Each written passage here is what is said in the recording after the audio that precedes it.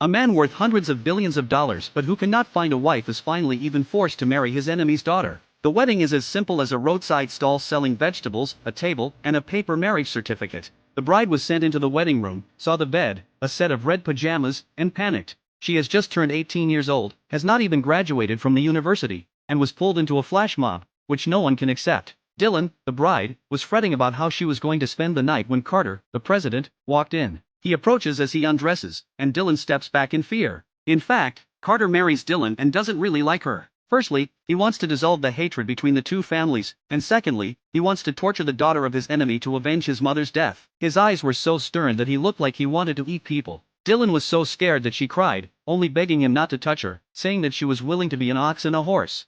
But Carter had no intention of letting her go. Just then, Chow's brother suddenly made a scene. He was yelling downstairs, upset that his brother had married the daughter of his enemy. Chow went downstairs to see that his brother kept cursing him like a madman and cursing Dylan. Super got angry at that and slapped his brother straight across the face. He regretted it after he hit him. He had doted on his brother since he was a kid, and now he was hitting him for Dylan. Carter thought back to the first time he saw Dylan in the stables. They were both attracted to each other. But now, the two families were feuding, and they couldn't even be friends. Chow is too upset and in no mood to go to the cave, so he drinks himself into a stupor.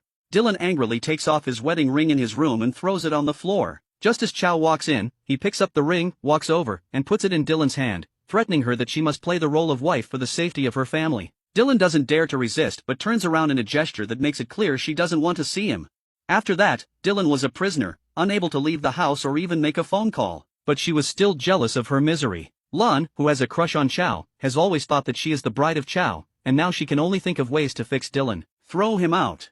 The news that Dylan's mom is going to send him something somehow gets to Lon. Sister Lon rushes to tell Chow's grandmother, who has never liked Dylan, and immediately orders the maid to go and burn her luggage. Luckily, a kind maid went to inform Dylan in advance, but unfortunately it was still not in time. The luggage had already been surrounded by fire, which contained Dylan's most cherished family photos. Dylan rushed over without even thinking. Even if his hands were burned by the fire, he still wanted to hold the photo album tightly in his arms. Just when Dylan was crying bitterly because of her sadness, Chow suddenly appeared and hugged her tightly from behind.